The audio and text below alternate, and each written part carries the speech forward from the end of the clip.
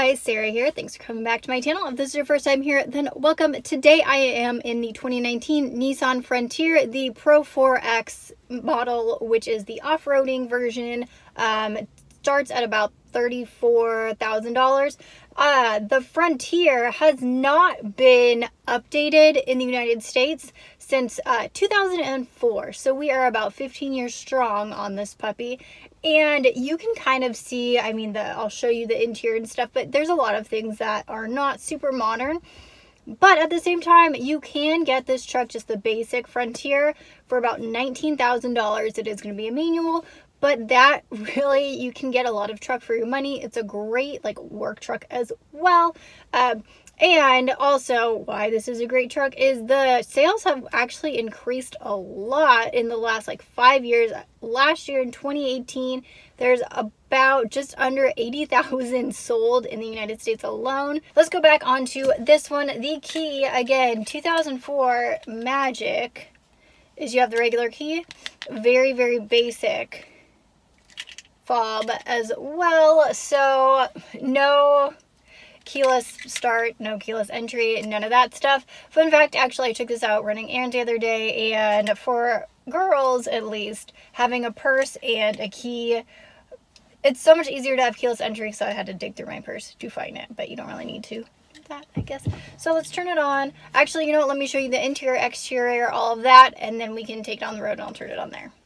So the exterior of this truck is relatively basic. I mean, it is the same since the early 2000s.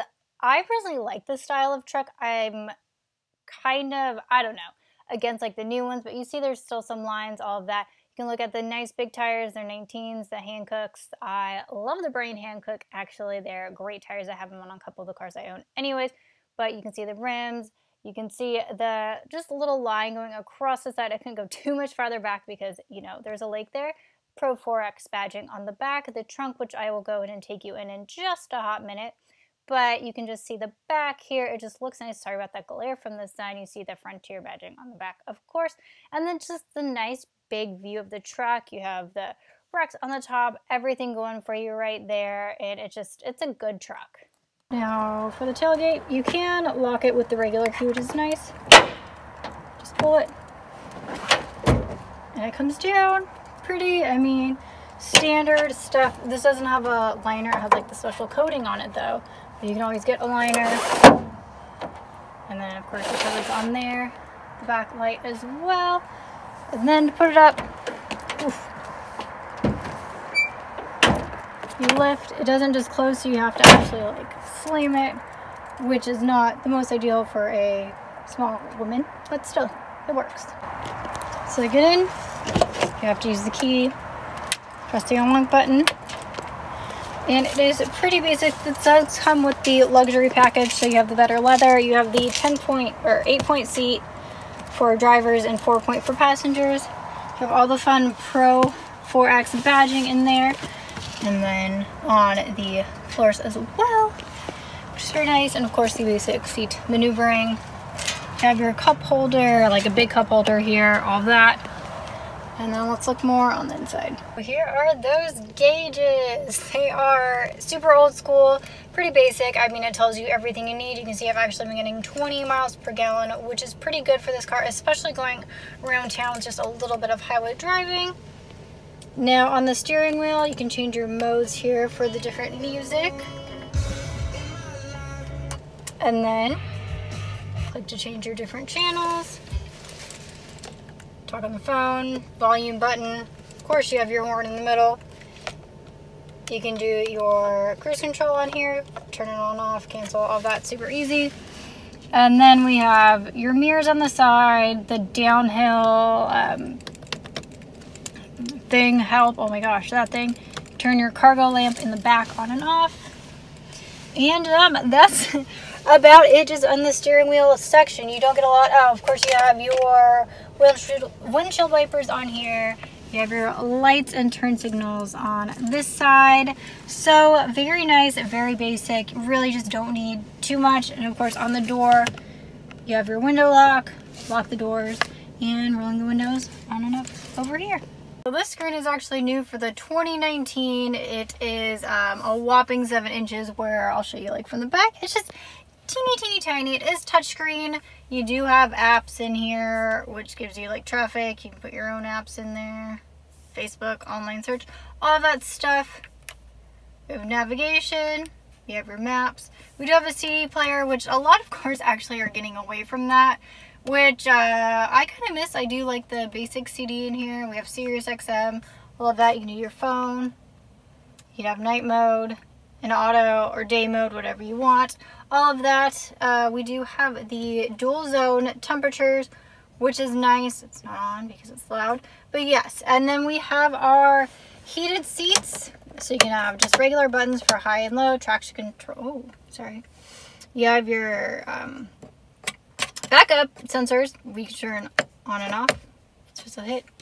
Of course, you can change from 2-wheel, 4 high to 4 low. To change it, you just have to push it and turn it. To get back to 2-wheel drive, you just turn it. So pretty easy. And there's a nice little storage space right here. It's just plastic, but it has little bumps, so it does help keep your stuff in place. Same with here, you can put, I don't know, coins and stuff. Gear stick. And then we have the cup holders, I think the water, which is really nice because they have that you can pull out. So you can have them bigger or a little smaller, which gives you a lot of, you know, options. And in here we have the change. We have the 12-volt. Put your credit cards or whatever in here, and just some nice space to store different things. Alright, there's a USB up here, 12-volt, and we have a dual glove box, which plenty of space, so you can so you can have your manual and papers here and other little things, so you don't have to open everything, and it's just a little bit more organized. The rear view mirror, you have the lights, you push to turn them on and off, or you can just make it auto and off, auto, and then this opens and closes. The moonroof right up there. Now for the back seats, they are relatively roomy. I mean, you can see I have tons and tons of room. I'm only 5'5", so that just makes sense. But you can still have a good amount of men back here, regular size. So just the chrome seating, the windows, grocery bags. This one is a little farther back, actually. Well, when I scoot over here to see, with like a big adult, then it does get a little tight back here. The seat's all the way back, basically. So I barely fit. And yes, so the back is pretty basic. You just have the like armrest that comes down. You have your cup holders right here.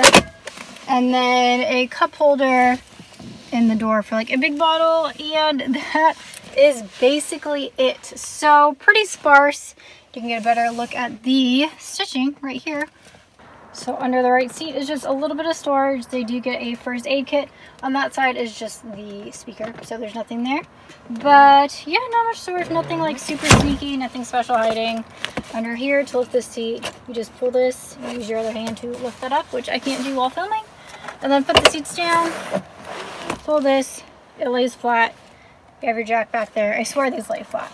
Okay, so now, as you saw that, again, blast from the past, which is kind of fun when you're driving around, but let's turn it on, take it on the road, and see. So yeah, that V6 engine, you can just hear it going. Pop it in drive, and let's go. So this, of course, is a truck. So it drives like a truck. It's a mid-sized truck, so it's competing with like the Tacoma and the Ranger, all of that. Of course, those have both recently been completely remodeled, so they have way more bells and whistles than this. They also cost a lot more. So depending what you're looking for in a truck is really something to consider when looking at this, because this really is more of a budget-friendly truck. It is made in Canton, or at least finished being assembled in Canton. So getting on the road, just getting to a regular speed of 45, like I'm not even pushing it that hard, and it does get up there pretty easily. I'll take it on the highway, and once you're going, it can keep going, which actually is not too bad compared to other vehicles too. Especially like heavier trucks and all of that. Comparing it to the competitors, it's not that much of a comparison. Like the Ranger and the Tacoma have both been completely redone. They're in the next generation. Again, this is going back to 2004. So it really is more of a budget-friendly truck if you don't need all the bells and whistles. This is one of the, not the most luxurious. They have a more luxury version that's about the same price, but for off-roading and all of that stuff, it will get the job done. And it maxes out at, like I said earlier, about $35,000. So again, great budget option. It does not have any digital gauges, as you saw before. It's just very basic, very standard, which honestly, for a lot of people buying a truck, that is not the biggest issue for them. That's not something they really want. Something I've heard from a lot of people with the more luxurious trucks, though, is that they want that luxury feel, which you're not getting here, so this isn't for you. So driving it, you can see the camera is jerking around a lot. Definitely not the smoothest ride. I'll pull over and just kind of finish talking about this car too, so all of that. But you can just see it drives like a truck. It is like a truck. The suspension is not the best. Shaking around a lot. Again, the road I'm on is not the best either. Okay, so we're prepared to go off the line. Don't worry, the speed limit out here is like 60 on the frontage road, so no breaking any laws. Just kind of going from 0 to 60, see how long it takes. We'll have the timer down below once we take off. But I don't think I mentioned the steering on here. It is very surprisingly responsive for an older truck, especially. You do have like a little bit of wiggle room, but once you're going straight, like even the slightest move of the wheel does make a difference, and you can feel it. Turning, of course, you need to put a little bit more muscle in there. I'll probably, hopefully turn on video. I'm sure I've done it before. But, yeah, it's actually a pretty nice drive besides being a little bit rough. There's some footage here and there. I'm trying to talk as much as I can while I'm stopping, though, because my camera is just shaking like crazy. So, don't really want to do that. But, yeah, I'll get back from where I'm taking off long. And let's go. So 40, 50, and 60. So really not too bad for a truck. I just kind of like left everyone in the dust behind. I hope there's no cops. But yeah, I mean, it does have a good amount of pickup. And now I'm just popping on the highway right now just to get it up there. But when you need to go, like, you can go. And of course, if you're towing something or you're hauling extra stuff, it's not gonna go that fast, but just like empty for everyday driving, it's not too bad. And I'm averaging about 19 miles a gallon, which honestly, not too bad. I have lots of friends with cars who don't even get that, so it's not bad. It's just a very enjoyable drive, except for being a little more bumpy. The more I drive this truck, the more I do like it. And it's just, I don't know, I really just don't have any complaints on it. Besides being from 2014. So yeah, but definitely getting, like, once you get 60, it does take a little bit more power to get up to 80 right there. But, not too bad. Again, most places don't have speed limits where you can go faster than 80 anyways. I just happen to be in Texas where I have some more speed options. Some fun facts and things I just love about this vehicle itself is if you're not in the United States or I believe Canada, it is called the Navara.